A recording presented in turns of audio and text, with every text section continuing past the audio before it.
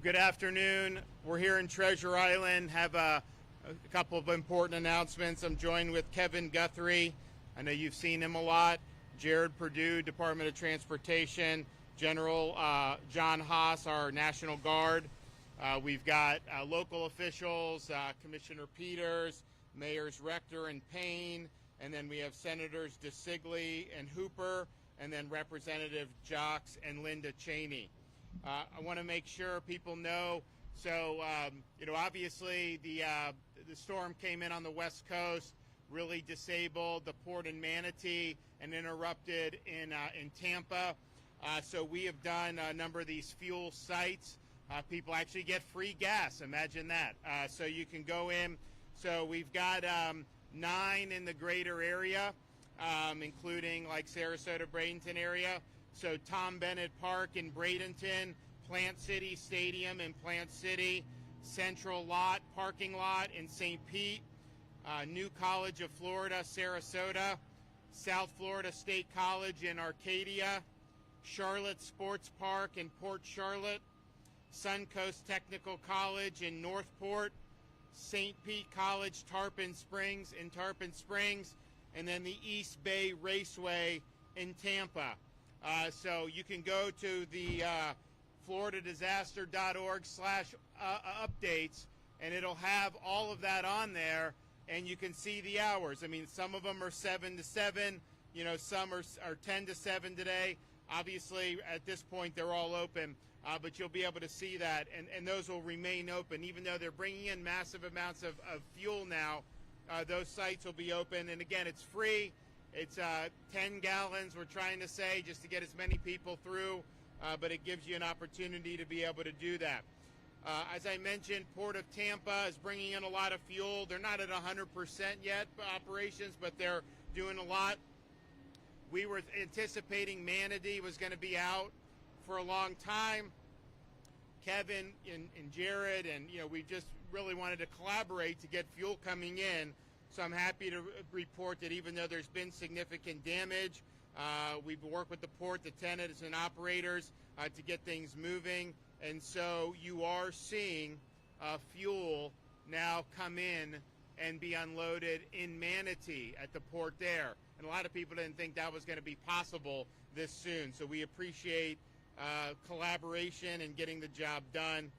So far, just the state operations alone, we've deployed millions of gallons of diesel and motor vehicle gas. Florida Highway Patrol continues to escort fuel tankers throughout the state. They've escorted over 100 tankers since Milton made landfall. Power restoration. As of 3 o'clock, since the storm hit, 3.25 million accounts have been restored, and 818,000 accounts remain outstanding. Most of that is Duke and Tico in Pinellas and Hillsborough. Co-ops and munis have got very low numbers now, and FP&L statewide, they're under 200,000 for what they're doing. So there's only Hillsborough and Pinellas have more than 25% out. And Sarasota's now, I think, about 17% out, and Manatee is close to getting down to about 20% out. And I know they're continuing to work, and you see these trucks everywhere. I mean, you have, we've never had this many trucks before in the state, so we appreciate everybody that's been working on that effort. Here in Pinellas County, we fulfilled a lot of requests. We did 4 truckloads of water for the schools in Pinellas. We did 2,000 liters of water for their shelters. We did hundreds of tarps. We did pallets of water for Friends of Stray Animal Rescue. Brought in 160 ambulances, 8 boats, 2 high water vehicles, tens of thousands of meals ready to eat, 6 vac trucks at the staging area, 2 shower trailers for first responders, 4 toilet trailers for first responders, 2 comfort stations, 3 standalone cell phone charging stations, and 20 generators, and they're continuing to work and fulfill requests as need be. We have all airports except Sarasota Bradenton that's open for commercial. That'll be passenger. I think it'll be on Wednesday for Sarasota Bradenton Airport. We had over 50 school districts closed at the end of last week. 40 of those that experienced closures will be back open on Monday. For the latest school information, you can go to fldoe.org/storm info.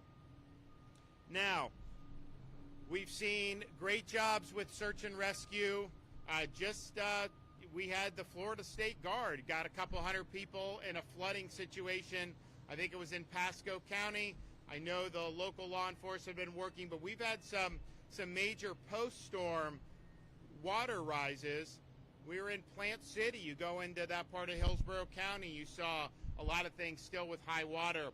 And so that's necessitated more rescues, and that's been great. People have done it, and we've had a lot of success, but we've also had a stabilization in those requests in the aftermath of the storm, and that's something that is good. I mean, we don't want to have to be doing this for weeks. That must mean there's a lot of problems, and I know we saw that in Western North Carolina.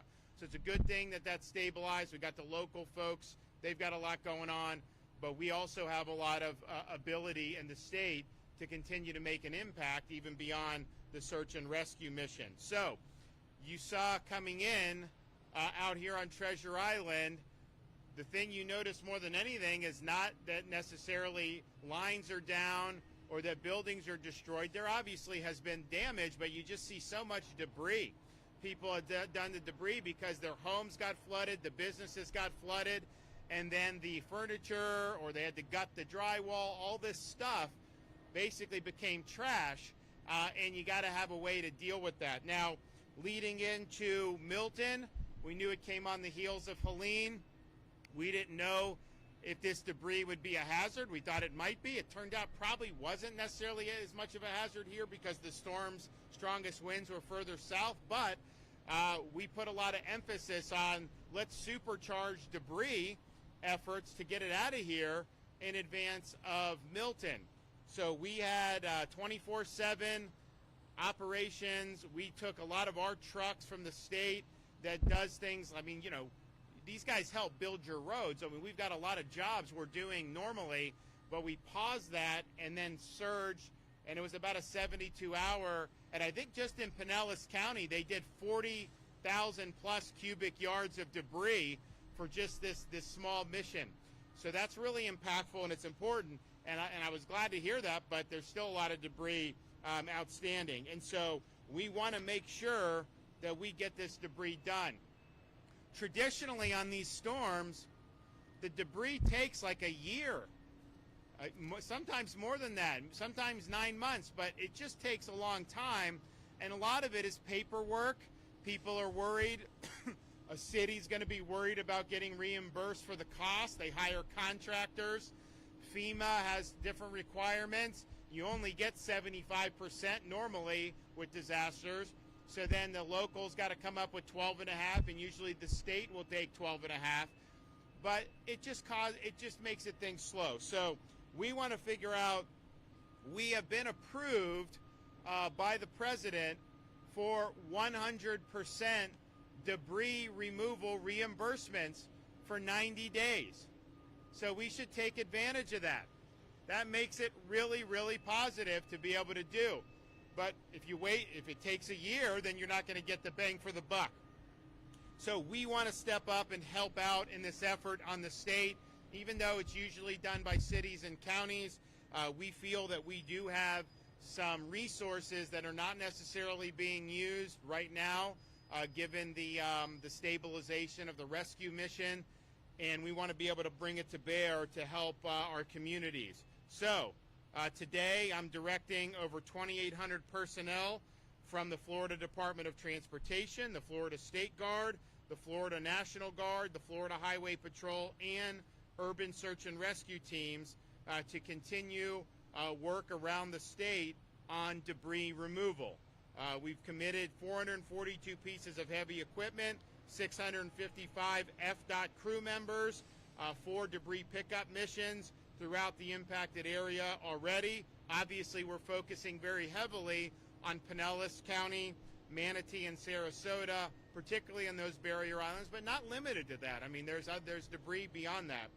In the 48 hours after Milton's landfall, FDOT picked up another 4,000 cubic yards of debris on state roads, and we're continuing to make sure those missions are complete. But we want to utilize the resources we have to get this debris done and help our local communities as much as possible. So I've directed Florida Department of Transportation to fulfill debris removal missions submitted by fiscally constrained counties within the impact area as well. We don't have as many of those because Pasco, Pinellas, Hillsborough, Manatee, Sarasota are not fiscally constrained counties, but some of the ones interior and some of the ones in North Florida we know could qualify for that. So I don't want local communities facing these massive bills to think that somehow the job's not going to get done. It is going to get done. Now, Kevin Guthrie is going to talk about us working with FEMA to be able to utilize and leverage this money for cleanup. But he, under his authority as the managing official for this disaster, or both of these disasters, is lifting red tape. Florida Department of Emergency Management is conducting direct permitting on new debris management sites. To get that done very quickly. Florida Department of Transportation has suspended size and weight restrictions for vehicles conducting debris removal. And this is important, so we're happy to do that. We also want to make sure that all locals are on all hands on deck and that we're moving very rapidly across both city, county, and state levels of government. So we are going to require that local entities identify county, city, and special district properties for additional expedited debris management sites. You can get that permitted very quickly. We want to make sure people have sites to be able to bring the debris. The debris's got to be 24/7 over this 90-day period. That's the way you get the job done, to make sure you're doing it. We also want the division and local entities to engage to file expedited project worksheets. This is bureaucratic speak, but basically what it means is you can get the money soon instead of having to front it and then fight for a year and a half to get the money back. So we got to utilize this so that these contractors are lined up and that they're doing the work. And so Kevin will work with them to be able to do. We are also going to create a reporting of debris, the number of cubic yards hauled and disposed of each day. So our municipalities, our counties are going to have to participate in this. The state assets will be posting that. But what we want to do is post the daily debris removal figures on a new state portal that'll be accessible to the public so that the public is able to track the progress that's being made. So this will be a State of Florida Debris Transparency Portal. It will list each locality responsible for debris cleanup and the amount of debris they get picked up each day. And we just want to make sure that there's full transparency and that we're utilizing this great opportunity to get this 90 days of reimbursement by FEMA. Within hours after Hurricane Milton's landfall, our Activate Hope was mobilized to support individuals and families impacted by Hurricane Helene and Hurricane Milton. Hope, Florida's disaster arm, Activate Hope is a program designed to help people find help following a disaster like a hurricane. You know, we have people, particularly elderly, they got debris, and when they find out they can call, people will go and help. And they're already seeing that happen. It's really good. So we appreciate all those charitable organizations that have stepped up. We've also have a lot of support from private sector partners who've come in and made sizable donations of cash as well as products and a lot of times food and water. Walmart, Sunshine Health, Simply Healthcare, Comcast, Wawa, Better Together, United Healthcare, Publix, DentaQuest, and AT&T, and I know many more want to come in and help. So please do that. We will utilize that.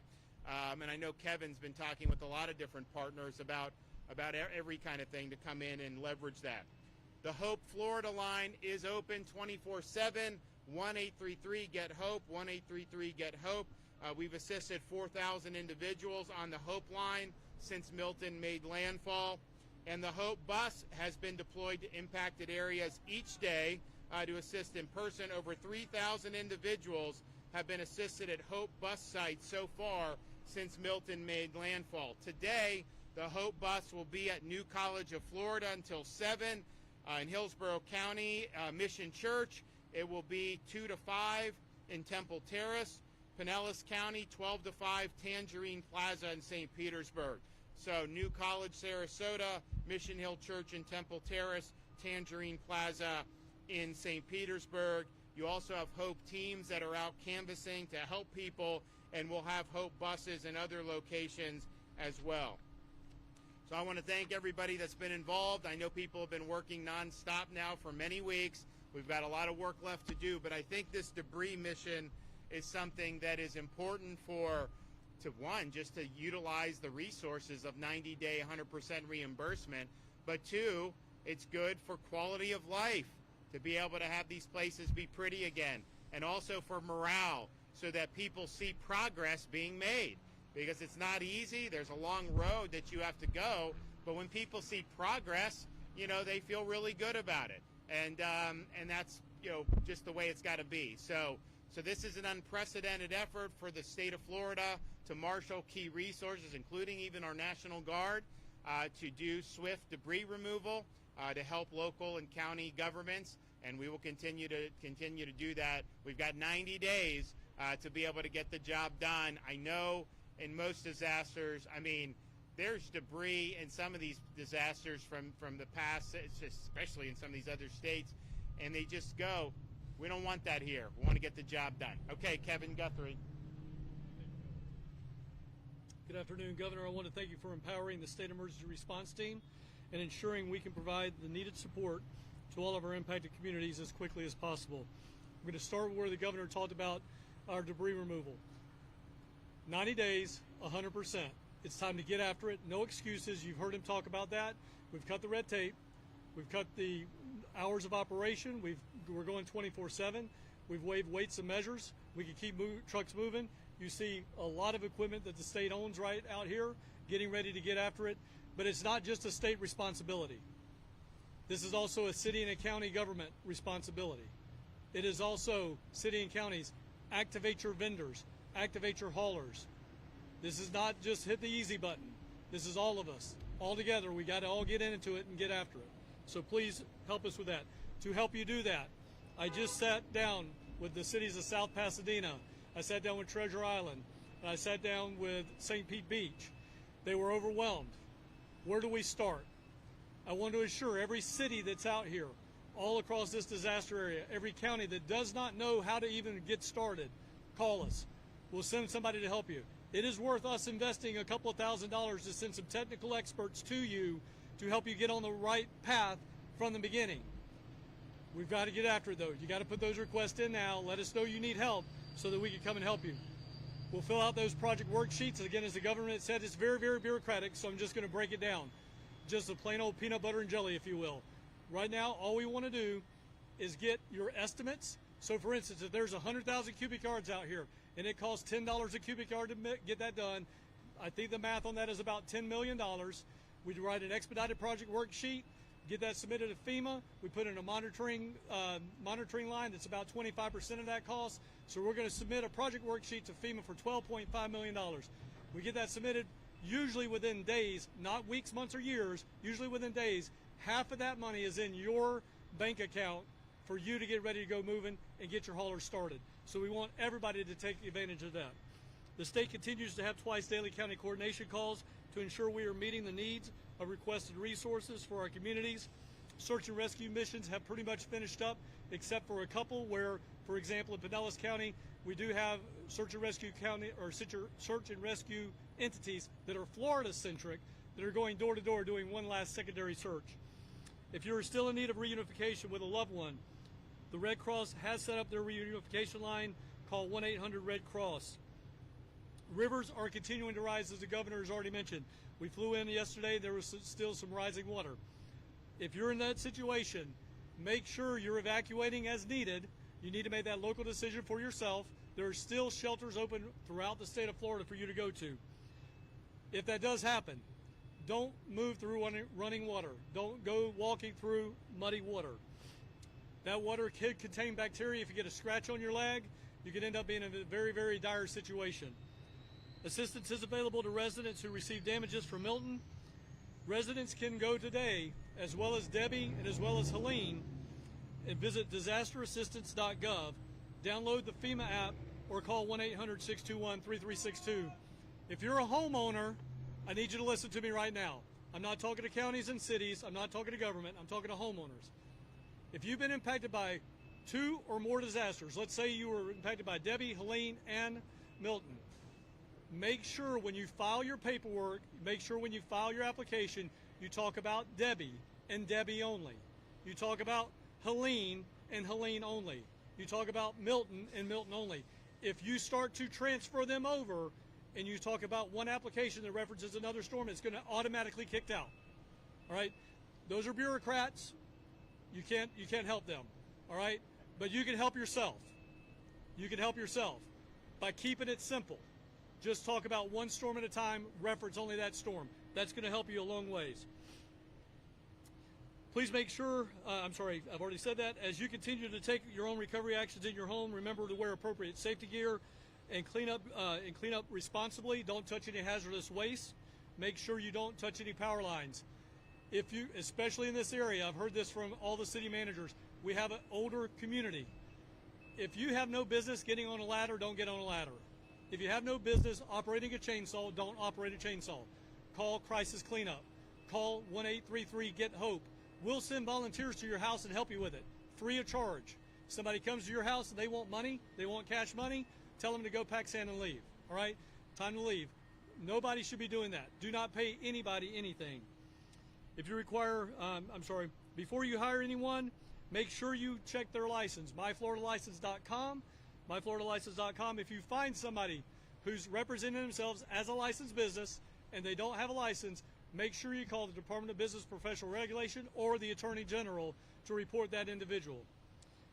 Last but not least, if you're operating a generator, because I know many of you will not get power back until maybe Tuesday, Wednesday, or Thursday, make sure you keep that generator 20 feet away from any open door of your home. Do not put it in your garage 20 feet out into the driveway outside your garage.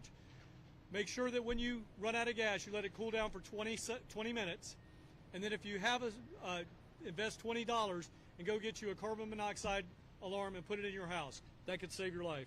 Governor, as always, I appreciate your leadership. You can be sure to get the latest updates from us at FLSERT on X and Instagram and at FDEM on Facebook. Again, thank you, Governor. All right, thank you, Governor, and good afternoon. Really proud of FDOT and their commitment to serving our communities. The men and women at FDOT are committed to getting all of you back to normal as quickly as possible. We were honored to serve on the governor's debris mission leading up to Hurricane Milton. Many of those men and women worked right up until the very last second, went home, prepared their homes for the storm, and then came right back to work to do cut and toss, road clearing, emergency repairs, and signal restoration. I'm really proud of what the team has accomplished so far. We have already cleared, with cut and toss teams, 100% of our state roads. That's over 12,000 miles in 24 hours. Our bridge inspectors have completed inspections on all local and state-owned bridges, over 2,400 bridges. We've been working very closely with our partners at Port Tampa Bay and Port Manatee to get their fuel operations back online as soon as possible. Port Tampa Bay has restored power, is actively receiving fuel vessels, and most of their fuel terminals are full throttle, moving trucks as we speak.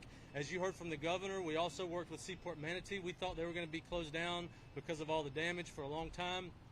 We were able to get that fuel terminal back up and running as well, and they have been moving trucks out of there. So really excited about that. We should, from Port Tampa Bay, they're anticipating moving over 2,000 trucks in a 24-hour period. So they're going full throttle.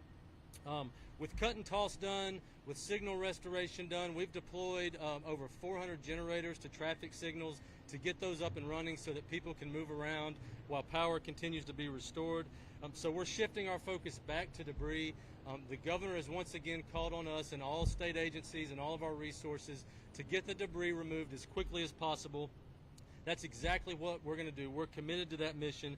And so over 2,800 personnel from FDOT, the Florida State Guard, the Florida National Guard, the Highway Patrol, and Urban Search and Rescue teams have been deployed. We will be picking up debris on state roads 24/7 around the clock. You heard the governor. He means it. We're going to do it, and we're going to get this debris removed, and we're going to remove as much as we possibly can over the next 90 days while that 100% reimbursement is available. Also, thanks to the governor's leadership, you all know we were able to help fellow Americans as part of Operation Blue Ridge. We brought all those resources home to respond to Milton. Now, some of those states have turned around and offered to help us. Americans helping fellow Americans. Appreciate the governor's leadership in that. Alabama DOT, Tennessee DOT, and Louisiana DOT have both offered to help us on the governor's debris mission. We're very excited to receive them and embrace that spirit of camaraderie. Also, we will be working to pick up this debris, and we will be assisting the debris in the fiscally constrained counties, as you heard from the governor. This is something we've done in the last few storm seasons. We don't want those fiscally constrained counties and those communities to struggle and worry about getting reimbursement, and so we're going to continue to help with that. I would like to conclude by reminding you that if you need traffic information, fl511.com is the best place to get it. It's accurate. We update it live. Again, Governor, thank you for your leadership, and we're committed to getting the job done. Okay, so we've got a mission here on this debris. We've got 90 days of 100% reimbursement, and as Kevin Guthrie said, any of these cities, towns, even the counties, if you guys need help on this, that in terms of the paperwork, look, it's a pain. But our guys, we've got people that do this for a living, basically, and they can walk you through. You're going to be able to get a lot of money up front, and we're going to be able to, I think, make a big difference in the recoveries here. And it's these are the type of things that can just languish. Sometimes they do, and in other disasters that has happened certainly around the country. But this is our time to get the job done. So we want to be helpful. I think the effort that we're putting in to supplement this is unprecedented. I think it's going to make a difference, and we're happy to do it. Okay, do we have any questions? Hi, first of all, we're so grateful to have you. I have a lot of people that are asking about the mining in Florida. Obviously, that has people from there and from their homes. Is it at all possible to start that program up so that we can abandon the mining? Well, I think it's not a question. I think just I think it was so popular that what the legislature provided has been done. But I would be willing to bet that you will see that be replenished by the legislature. So they probably wouldn't do it before November, but I think after November, we're already going to have them do stuff on these condos and stuff anyways. And I know that was part of the discussion, so I'd anticipate you'd see support. I would certainly support that.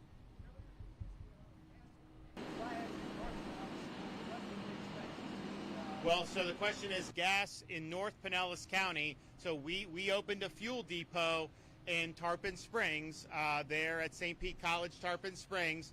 So you go, it's free. So if people want to go, is that open till 7 tonight? Till 7 o'clock tonight. It's right up there. I think it's off Klosterman, and so that's there. And then I think if you heard both Jared and Kevin talk about massive amounts of fuel into the ports and being brought out. So you're going to see those gas stations, result. I mean, some of them obviously need power.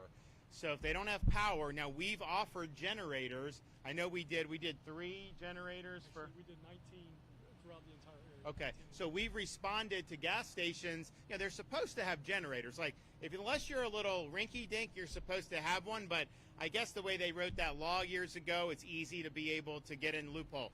So. So a lot of them aren't using generators. We've done 19, so they're running.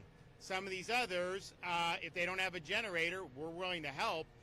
But then if they don't have power yet, even if they have gas there, you're not going to be able to pump the gas. So either way, we want to be helpful. But if you are in North Pinellas, we do have that Tarpon Springs location. We've got one in southern St. Pete, and then one in Tarpon, so kind of the 2 extremes of Pinellas County, each have a fuel depot. Okay, let's get the job done, guys. We can do it. Make Florida beautiful again. Thanks.